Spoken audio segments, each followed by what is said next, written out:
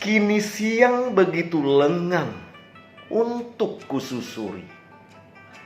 Batu licin, lasung, angsana, rute yang belum pernah kuambil, dan jalan pintas yang tak sesepintas saat kau memutuskan untuk pergi.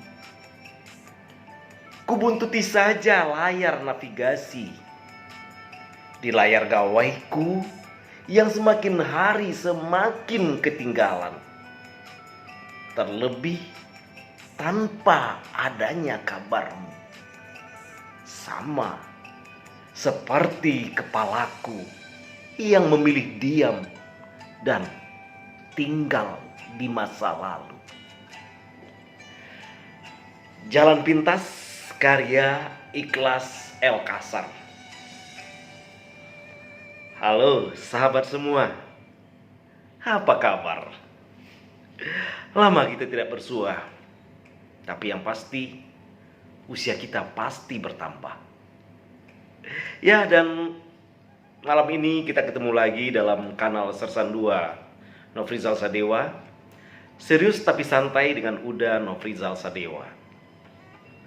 Seperti biasa, tetap kita membahas hal-hal yang serius, hal-hal yang mungkin juga besar. Tapi dalam pembicaraan ini kita melihat sisi lainnya dan kita bahas dengan santai. Dan kita hanya memaparkan, kita bukan menghakimi dan bukan menuduh.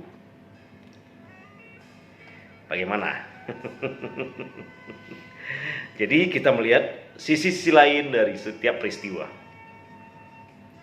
Dan setiap peristiwa punya fenomena. Fenomena juga punya sisi lain. Tergantung dari sisi mana Anda memandangnya. Tadi pembicaraan kita mulai dengan puisi yang berjudul Jalan Pintas. Ya, kadang-kadang jalan pintas diperlukan orang. Ya, karena ada satu hal yang memang mengharuskan dia. Ya, namun tetap saja jalan pintas pasti punya resiko. Betul.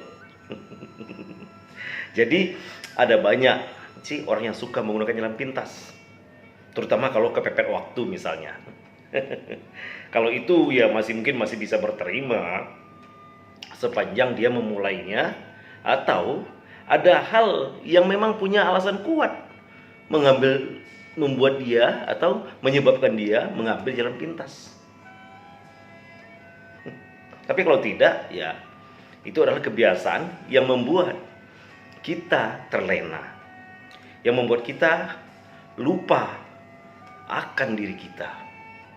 Percayalah, ketika Anda menggunakan jalan pintas, tentu, atau ketika kita menggunakan jalan pintas, mungkin kita tidak menyadari ada banyak hak orang lain yang mungkin terambil oleh kita karena kita menggunakan jalan pintas. Misalnya saja, Anda antri di bank, ya, Anda ambil jalan pintas. Ada berapa orang yang terpotong, yang harusnya sudah sampai giliran mereka, ternyata juga belum. Kemudian Anda mengambil jalan pintas mengatasi macet di jalan raya. Begitu juga kan, banyak masalah yang timbul. Dan rata-rata kita mengambil jalan pintas disebabkan oleh ulah kita sendiri. Logika yang paling sederhana, kalau Anda tahu jalan macet, ya Anda pergi jam sebelumnya, waktu sebelumnya. Kalau pukul 10 macet, ya Anda berangkat jauh sebelum itu.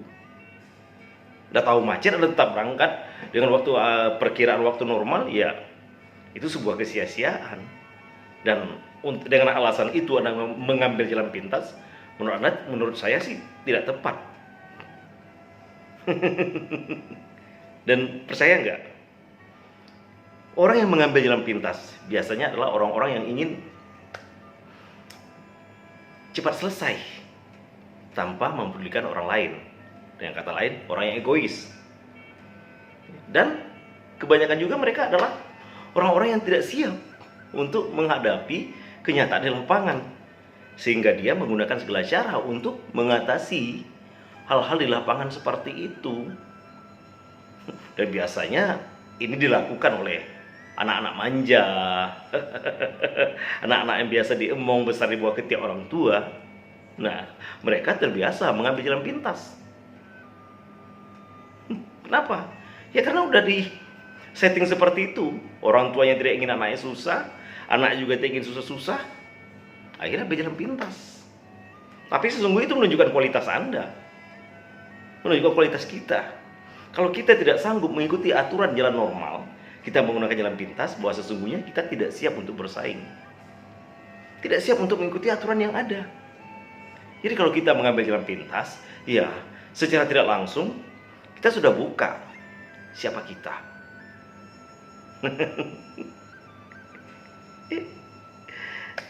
Kita sudah telanjangi diri kita dengan jalan pintas. Kenapa? Karena efek berikutnya yang kita tidak sadari. Seringkali orang yang mengambil jalan pintas begitu tidak bisa atau tidak selesai urusannya, tidak tercapai tujuan dengan jalan pintas itu, kan seringkali uring-uringan, seringkali mengadu sana sini, cerita sana sini bahwa dia telah berusaha tapi tidak juga sampai pada hasil yang diinginkan. Orang kan bisa nilai sejauh mana usaha yang Anda lakukan. Artinya apa? Anda sudah membuka kualitas diri Anda ketika Anda kecewa karena Anda memilih jalan pintas. Begitu. Iya kan? Ada banyak, ya. Ada banyak jalan pintas. Selalu tersedia, ya. Dan ada banyak juga yang menawarkan gitu. Nah, balik kepada diri kita masing-masing. Kalau kita membiasakan mengambil jalan pintas, maka kita akan terbiasa mengambil jalan pintas. Sekali Anda mencoba, Anda akan ketagihan. Anda tidak akan peduli lagi, tidak akan bisa membedakan mana ya jalan yang pantas. Begitu. Ada banyak yang mengambil jalan pintas, hasilnya juga tidak pantas. Untuk ketenaran orang mengambil jalan pintas zaman sekarang seperti ini banyak dan berhasil tapi tidak lama. Habis itu down sendiri, jatuh sendiri. Betul kan? Apalagi misalnya Anda mengambil jalan pintas yang lebih ekstrim. Lebih ekstrim maksudnya ya Anda membayar, mengeluarkan uang segala macam untuk tercapai tujuan Anda. Ketika tidak tercapai bagaimana? Anda uring-uringan kan? Anda cerita sana sini, mengadu sana sini, cerita bla bla bla bla bla. Apa yang terjadi? Anda seperti tadi menelanjangi sendiri diri Anda. Kalau itu yang terjadi, siapa yang mau disalahkan? Tapi kita tidak pernah introspeksi diri bahwa tidak akan kita mengambil jalan pintas, tidak akan kita ya menggunakan potensi atau kesempatan ya memanfaatkan itu, tidak kita sadari. Kita tidak menyadari kita menzolimi orang. Kita tidak menyadari kita mengambil hak orang. Kenapa? Karena kita egois. Seperti awal pembicaraan tadi, orang yang mengambil jalan pintas adalah orang yang egois. Ingat, sekali Anda mengambil jalan pintas, Anda terbiasa menggunakan jalan pintas. Dan ingat pula, ketika Anda mengambil jalan pintas, Anda akan atau kelak akan menelanjangi diri Anda sendiri. Kenapa? Karena tidak semua jalan pintas itu pantas. Bagaimana? Anda setuju dengan saya? Ingat, setiap orang ada masanya.